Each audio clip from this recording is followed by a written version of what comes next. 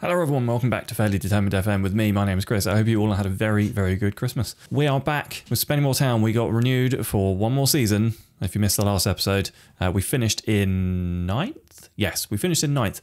And we got our contract renewed for one more season. However, we lost a lot of players and there's a bit of a squad overhaul that's needed. With the squad experiencing such a major overhaul, it gave me a chance to sort of revisit how I wanted us to play. And I wanted to do that based off the data. I know we've had a couple of these tactical episodes, and this is going to be kind of a tactical episode, kind of a transfer episode. We're not actually going to play any games today.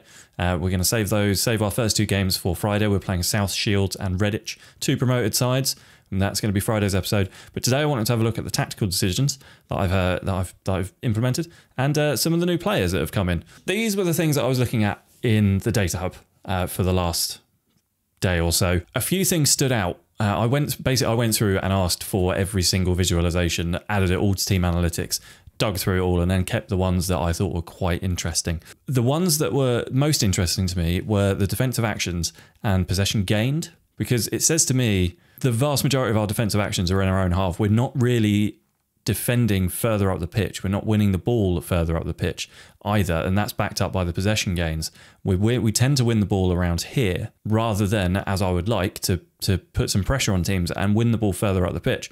And then what's also interesting is that when we do win the ball, which we do quite often, it says, you know, we're one of the better teams here in the league for winning the ball. You know, we're loose with it. We're not quite keeping hold of it and making use of the ball, which is interesting because this also says that we're creating a lot. This says we're hitting off a lot of passes and that they're accurate, and that may be true. It's possible that we're just getting tackled more, which would also sort of be borne up by this, where we're winning the ball here, but we're almost certainly, you know, losing it quite quickly here, and yeah, we're not doing near enough pressing up the pitch for me. Our tackling as well. And this really sort of drove a lot of my transfer business. Our tackling is terrible. Over the course of the season, we're only winning sort of 78%-ish of our tackles, and we're only attempting just over 15 a game, which is not enough. You look at some of these other teams, like 19-ish tackles a game, completing 80% of them. It's a problem. And I went and had a look at, unfortunately, I think all the player stuff has been purged. Can I get that back? Yeah, no, I can't. Okay, so unfortunately, all the player stuff has been purged, but I knew we weren't making any defensive actions further up the pitch. It was pointless looking at the strikers in terms of how their tackling is going, because I know from this that we're not doing that. We're not attacking up the pitch. So I went and had a look at the defenders and the midfielders. It was the midfielders, the two players in midfield, generally Ramshaw and Chandra, I think it was last season. Crikey, I can't even remember. They were not winning the ball nearly enough, and I looked at their tackling, and their tackling was quite low. It just wasn't. That felt to me like the weak spot, that centre of the park weak spot, where we were just not getting enough tackling in. You know, you want your midfield to be strong and dynamic and able to tackle well. Otherwise, they're just going to get bypassed. You know, you're going to lose that midfield battle all the time. So, with all that in mind, I've changed the tactic. I've gone and given us a 4-3-3 rather than the 4-4-2. I've still got the 4-4-2. We're still training it, but we're primarily training and primarily working with, and we have worked in pre-season with this 4-3-3.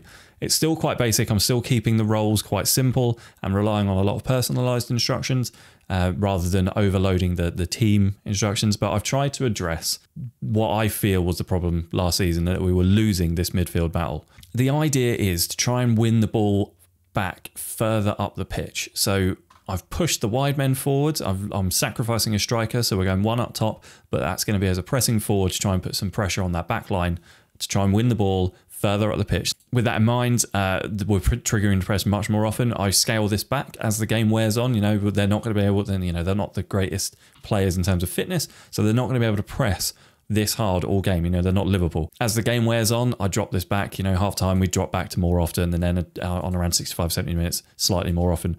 The line of engagement stays, it's higher. I keep the standard defensive line to try and mitigate those balls over the top that you see in non-league. We're counter-pressing, but we're not countering with the roles that I've got. If we counter, everyone runs up the pitch, and I don't want that. I want to try and get hold of the ball further up the pitch, but be sensible with it. And with that in mind, also dealing with the fact that we were not reliable in possession. I've told everyone to like short passing, except for individual instructions. Usually Ramshaw in one of these two roles, he has a better passing range. He's more capable of doing those passes. So he individually, he and a couple of other players will be a little bit more direct and a little bit more visionistic. What is visionistic? What even is that? The other thing that I wanted to do with the midfield is shore it up a little bit. I've decided to go for a 3-man midfield with just a basic defensive midfielder on defend, sitting behind a box-to-box player and a central midfielder. With the idea being that if these guys are pressing further up the pitch and these guys are pressing further up the pitch, I've still got a defensive shield here, so we're not just leaving our back line exposed. He's just going to be there tidying up, keeping things ticking over, winning the ball, and hopefully giving these defenders not a day off, but a little bit of an easier time. So that's the tactic and my thoughts behind it and my reasons for doing it. And, you know, let me know what you think. Let's have a look at the transfers. Just before we get into the transfers, I just want to say, if you're enjoying the video, hit a like. If you're enjoying the video, hit the like button. If you're not subscribed, subscribe now. The button's here. If you are subscribed, thanks. So here we go. First are all the released players. There's a lot of familiar names in here. We lost Lafudu. He was not happy with my refusal to play him, so he decided to leave. Ryan Hall again, yeah, he wasn't really up to it anymore. Similar with Adriano Moki. He was good when he came on, but he's 32. Yeah, I wanted more. Carl Magne similarly wanted more game time, although he was playing a lot towards the tail end of the season. Stephen Thompson, winger, who's now a scout. He's the chief scout at Chelmsford. Wow, I didn't know that. Yeah, he just wasn't going to cut it for me this season. Joe Tate, central defender, similar. James Curtis was 40, I think. He's now a manager, apparently. He wants to be a manager. Good luck, James. And then Jason Kennedy, retired and is now a coach. So there's quite a lot of players gone. It left us with like £4,000 committed spending or something like that. So, and out of a £10,000 wage budget. So I had £6,000 to work with. And I've still got a little bit of wiggle room as we're, because the transfer window doesn't technically ever shut in this league. Does it? I don't think it does. So there's still a little bit of wiggle room, but I've brought in some players. I'm really happy with this crop. Starting off with two boys who I've brought in from Salford on loan, Ben Rydell and Kelly Mnai. Kelly. Ben Rydell is physically very, very good. His strength is a little bit low, but I think for this level, he's very good. He's very determined. He's got a good work rate. He can tackle, he can mark, he's aggressive, and he's brave. He's a really decent midfielder, I think. He is going to be one of our starters, I believe, most of the season. Kelly Mnai, because we're playing two attacking wingers now, I needed some wingers, so I brought in another youngster on loan from Salford. Pacey, good acceleration, good agility, decent dribbling, decent passing, decent technique, work rate. So he's got the ability to move up and down the wings. Yeah, aggressive, brave, determined, and he's got a bit of flair about him as well. I think he's going to be really exciting. He is injured, unfortunately. He picked up an injury in our last match, which is really frustrating. But yeah, he's performing well in the friendlies. And then we've just brought this chap in from Bolton, Finley Herford Lockett, another winger. Now look at that. Look at that. He's going to be a star for us, I think, this season. That's my early season prediction. Physicals are good, his mentals are good, and his technicals are good. He's just a really, really well-rounded player. Yeah, his tackling is a little bit low, but I think what he brings elsewhere is going to really help us. His passing is good, his vision is good, dribbling, crossing, first touch, decent long shot on him as well. Yeah, I think he's going to be really good for us. Danny Rose, not that Danny Rose, different Danny Rose. This Danny Rose started at Bristol before moving to Man United in the early 2000s and apparently not making a single appearance. He's since spent most of his career pootling around the Vanarama divisions and League One and League Two. But he is a very, very good midfielder, even at 34 years old. And I also wanted to bring in someone with a bit of experience. And the media description is a well-travelled midfielder. He's got a lot of good player traits. Plays 1-2s, long-range passes. He likes to switch the ball to the wide areas, which is going to come in handy now that we've got the wingers. And his stats for this level are very, very good. He obviously hasn't got the pace, but he is largely going to sit in this defensive midfielder role. He's not going to start every game. He's more than likely going to be impact sub, but I think he's very, very good. He's still very, very fit as well, which is decent. I hadn't really noticed that before. But good work rate, good tackling, good marking, passing is excellent. His teamwork, positioning, determination again. I've got a lot of determined players now, very aggressive too. Another one I'm very, very happy to bring in. I got him for a year, £300 a week for a year. I'm happy with that. Welcome, Danny. Cameron Green is a very, very decent left back. He doesn't do much of the left back things that you would want him to do. You know, crossing and dribbling, not great. But his tackling is good. His marking is good. He's got excellent physicals. He's on quite a big wage but again, only for a year, £525 a week for a year. I'm happy to pay that. Yeah, I think he's going to be very, very good. A lot of clubs wanted him and we got him, which I'm very happy about. I said in the last episode that we needed, because we were losing Lafudu, we only had Jordan Cropper, I needed to bring in some right backs. So I've brought in two. The first one, Joseph Ferguson, not brilliant. He's going to be appearing here and there when we need to rotate. He's not going to be first choice. He's just going to be there. He's going to be around the squad, coming and filling in when we need him. Rotational option. Ethan Vaughan, however, very happy with. Pacey, good acceleration, determined again. His tackling is good. His marking is good. He's got good passing. He's got good work rate, good teamwork. Decent young right wing, sort of fullback. Oh, talking for 20 minutes is hard, isn't it? Harry Flatters is decent, right? 11 clean sheets. Is not really enough for me, I don't think. I wanted more from him. He always seemed like he had a clanger in him as well. He had some pretty poor performances. Good enough for a 7 average rating. I'm slating him, you know, but if you've watched the episode, you'll see he just did have some pretty poor performances in him. So I went out and I got Sam Booth. Prefer not to play for Crewe. He doesn't like Crewe very much, apparently. But yeah, he's a good keeper. He's kept 3 clean sheets in the 5 friendlies that we've played. Well, 5 friendlies that he's played. He's assisted a couple of times as well. It's not showing up on here. He's got this good knack of finding Glenn Taylor with a long ball, with Glenn Taylor running through the middle of the defence, which is really good. It's really good to see. So welcome, which is actually quite impressive considering his kicking is only 6. The last player we've brought in so far is Elijah Dixon-Bonner, another midfielder who, again, just looks incredible. I've given him star player because a few players were after him. A few clubs were after him, and I wanted him. But look at this. Like, tackling is good, passing is good, work rate, technique, first touch, decisions. He's determined.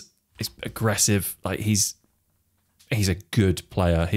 I don't think there's really apart from you could maybe argue the strength is a check against him, but I think he's a very, very good player, and I'm really excited to have him.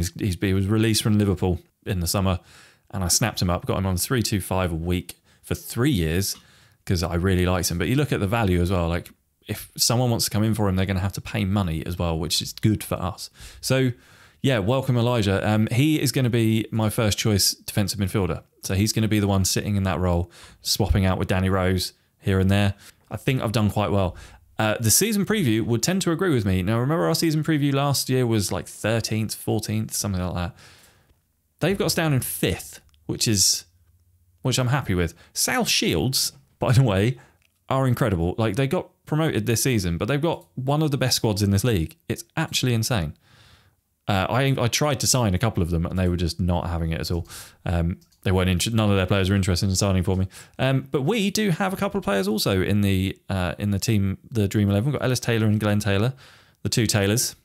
The signings that I brought in apparently are good enough for 5th. You know, gone to the media. I've said top half to the board and to the players, but I would love a playoff run. I'd love a playoff run. If you're interested in how I picked up all these players, I essentially did a lot of trials. I went through all the out-of-contract players. I went through players who were sort of interested in signing for me, sort of interested in loaning for us, you know, a lot of that. And I offered a lot of trials, and I wheedled out the ones I didn't want. Some of them I picked by going to the player search and then finding like this player's wanted by Boston United, Gloucester and Spennymoor. Hey, look, we're on there. And I just went through and I looked at players like, you know, if a player is wanted by a couple of clubs in your division or the division above, then they're probably worth a punt, right? So this is our squad. This is the first 11 that I want to play with. And it features a lot of the new players, you know. We got Ramshoot, we got Rydell, Dixon-Bonner, Nelson, Hereford Lockett, Green. They're all in there. Some of the Kelly and Mai would be in there, but he's injured. He normally plays up on the left. I don't play with a sub goalkeeper, so Frank Mulhern goes on the bench. Yeah, we got a lot of options. You know, we've got a lot of options. But this is more or less how the team is gonna to line up for the season. You can see that I've got them all sort of ship-shape. There's a couple of players who aren't quite there yet, but they'll be getting some rotational games in.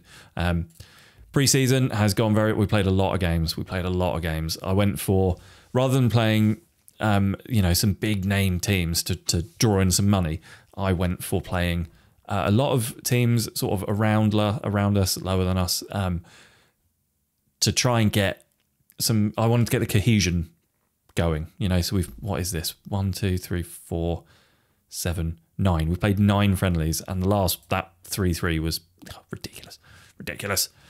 Sam Booth not having his best game there. But yeah, it's gone pretty well. We do kick off the season, and as I say, we're going to do that on Friday against South Shields and Redditch.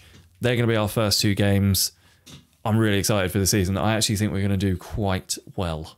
And you can timestamp that and rub it in my face if we get relegated. I think I've brought in some good players. I think I've come up with a good tactic for this league and for this team specifically.